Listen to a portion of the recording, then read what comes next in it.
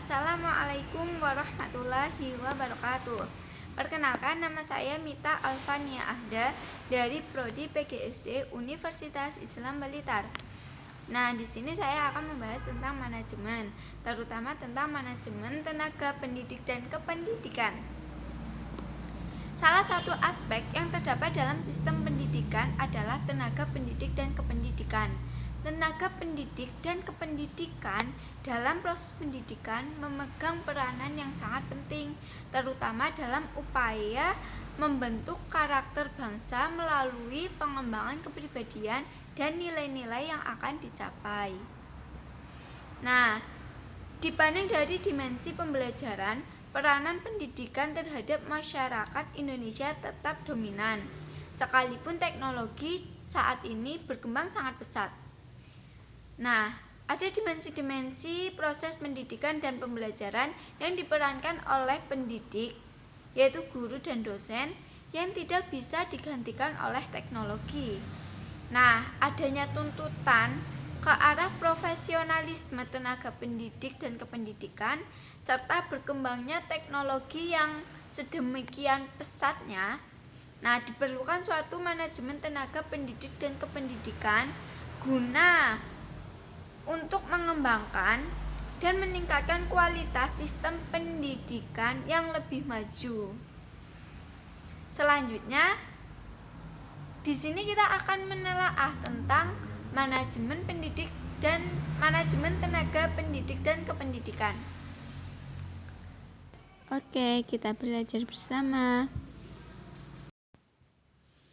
Manajemen tenaga pendidik dan kependidikan merupakan kegiatan mengelola personal pendidikan dalam melaksanakan tugas-tugas sesuai tugas dan fungsinya.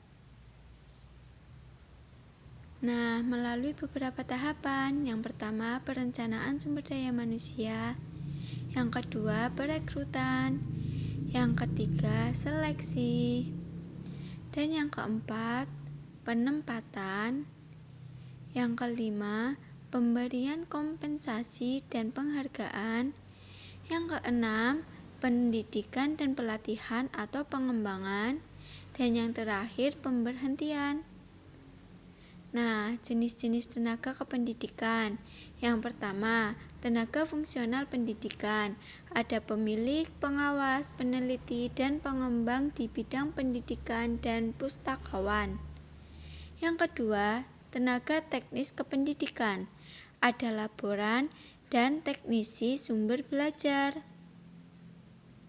Lalu yang ketiga, tenaga pengelola satuan pendidikan. Ada kepala sekolah, direktur, ketua, rektor, dan pemimpin satuan pendidikan luar sekolah. Yang keempat, tenaga administratif. Ada staf ketatausahaan pendidikan. Lalu, untuk kategori pendidik ada antara lain guru dan dosen. Karena personalia yang baik dan tepat memerlukan informasi yang jelas. Sebelum menyusun, kita perlu menganalisis pekerjaan dan menganalisis jabatan untuk mendapatkan deskripsi kegiatan. Setelah penyusunan, kita melakukan seleksi dan perekrutan dengan cara ujian lisan dan ujian tulis dengan menggunakan kualifikasi tertentu dan kompetensi tertentu. Pengangkatan dan penempatan tenaga kependidikan.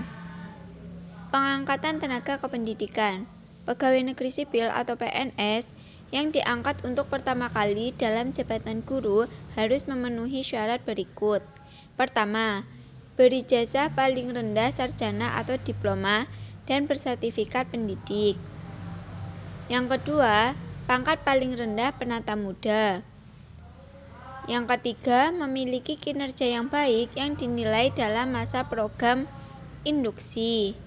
Dan yang keempat, setiap unsur penilaian pelaksanaan pekerjaan dalam daftar penilaian pelaksanaan pekerjaan paling kurang bernilai baik dalam 1 tahun terakhir.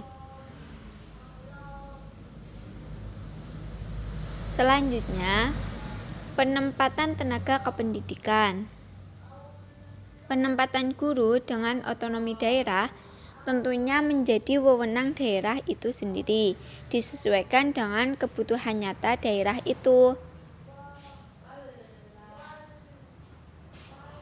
Akan tetapi, cara ini akan menimbulkan banyak permasalahan apabila penempatan guru ini tidak dikoordinasikan pada tingkat nasional, karena dengan pola kedaerahan itu justru akan timbul kecenderungan setiap daerah membuat LPTK sendiri dengan dalil untuk memenuhi kebutuhan guru di daerah itu sendiri.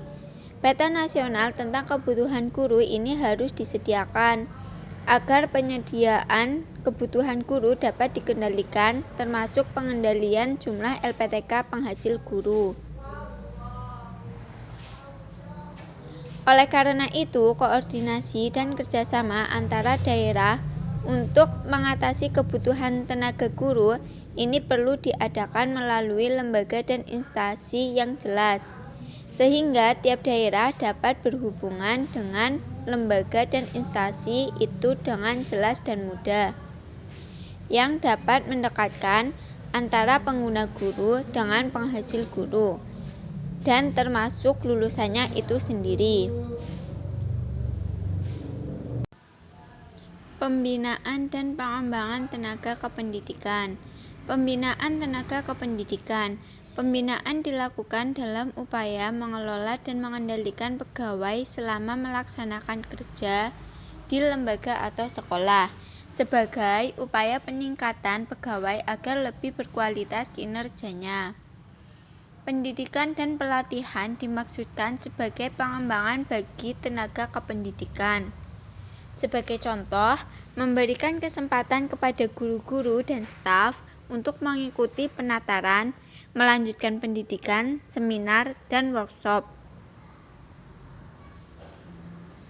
Selanjutnya, pembinaan dan pengembangan guru meliputi pembinaan dan pengembangan profesi guru dan karir guru.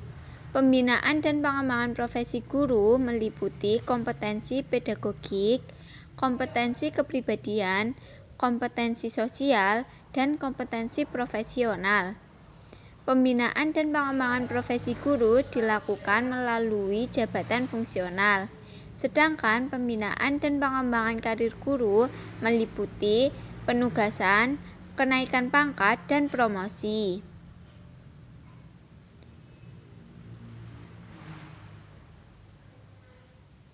Selanjutnya, pengembangan tenaga kependidikan.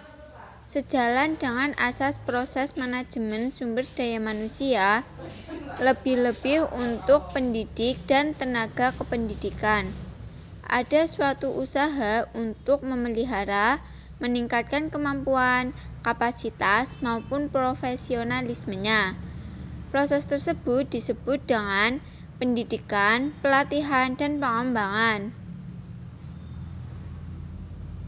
Diklat dan pengembangan merupakan proses sistematik pengubahan perilaku para pendidik dan tenaga kependidikan dalam suatu arah guna meningkatkan efisiensi dan efektivitas.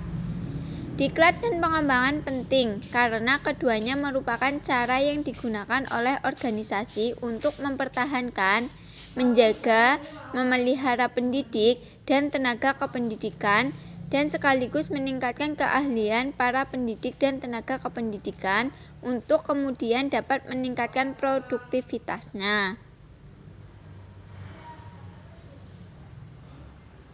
Nah, tujuan utama diklat dan pengembangan adalah sebagai berikut. Yang pertama, memperbaiki kinerja, memutakhirkan keahlian para pendidik dan tenaga kependidikan sejalan dengan kemajuan ilmu pengetahuan, teknologi, dan seni. Mengurangi waktu belajar bagi pendidik dan tenaga kependidikan yang baru agar memiliki kompetensi yang dipersyaratkan oleh profesinya. Membantu memecahkan persoalan pendidikan. Dan yang terakhir, mempersiapkan pendidik dan tenaga kependidikan untuk kepentingan, promosi, dan perkembangan karirnya. Yang keenam, memenuhi kebutuhan pertumbuhan pribadi. Selanjutnya, pemberhentian tenaga kependidikan. Pemberhentian dan pemensiunan merupakan konsep yang hampir bersamaan, yaitu sama-sama terjadi pemutusan kerja. Istilah pemberhentian atau pemutusan kerja sering digunakan di perusahaan, sedangkan istilah pensiun sering digunakan pada lembaga pemerintahan atau bagi pegawai negeri sipil. Nah, alasan pemberhentian disebabkan oleh undang-undang, keinginan perusahaan, keinginan karyawan, pensiun, kontrak kerja berakhir, kesehatan karyawan, meninggal dunia, perusahaan likuidasi. Pemberhentian harus didasarkan Undang-Undang Nomor 12 Tahun 1964 KUHP dan seizin Panitia Perselisihan Pegawai dan Perusahaan Daerah, secara berperi kemanusiaan dan menghargai pengabdian yang diberikannya kepada organisasi. Pemensiunan pegawai negeri sipil maksudnya adalah berakhirnya status seseorang dari status pegawai negeri sipil karena alasan-alasan tertentu. Pemberhentian PNS dapat terjadi karena permintaan sendiri, mencapai batas usia pensiun, adanya penyederhanaan organisasi, tidak cakap jasmani atau rohani, meninggalkan tugas, meninggalkan dunia, dan hilang atau lain-lain. Hak pensiun PNS diatur dalam Undang-Undang Nomor 11 Tahun 1969. Pensiun maksudnya adalah berhentinya seseorang yang telah selesai menjalankan tugasnya sebagai pegawai negeri sipil karena telah mencapai batas yang telah ditentukan atau karena menjalankan hak atas pensiunnya. Pemberhentian adalah fungsi operatif terakhir manajemen sumber daya manusia. Istilah pemberhentian sinonim dengan separation, pemisahan atau pemutusan hubungan tenaga kerja karyawan dari suatu organisasi perusahaan. Fungsi pemberhentian harus mendapat perhatian serius dari pimpinan. Pemberhentian pegawai merupakan fungsi personalia yang menyebabkan terlepasnya pihak organisasi dan personil dari hak dan kewajiban sebagai lembaga tempat bekerja dan sebagai pegawai. Untuk selanjutnya, mungkin masing-masing pihak terikat dalam perjanjian dan ketentuan sebagai bekas pegawai dan bekas lembaga tempat kerja. Dalam kaitannya dengan tenaga kependidikan di sekolah, khususnya pegawai negeri sipil. Sebab-sebab pemberhentian pegawai ini dapat dikelompokkan menjadi 3 jenis. Yang pertama, pemberhentian atas permohonan sendiri. Yang kedua, pemberhentian oleh dinas atau pemerintah. Dan yang ketiga, pemberhentian sebab lain-lain.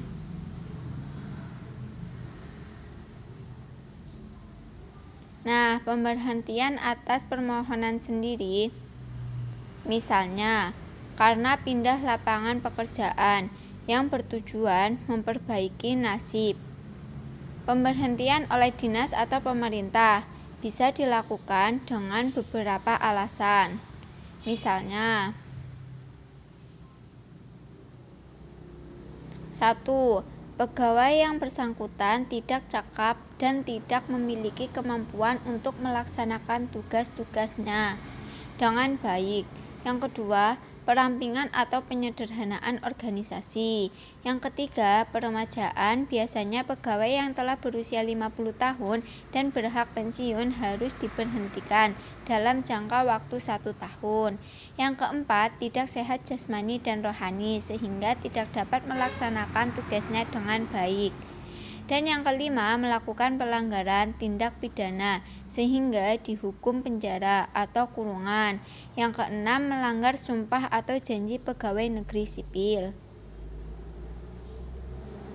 Sementara pemberhentian karena alasan-alasan lain.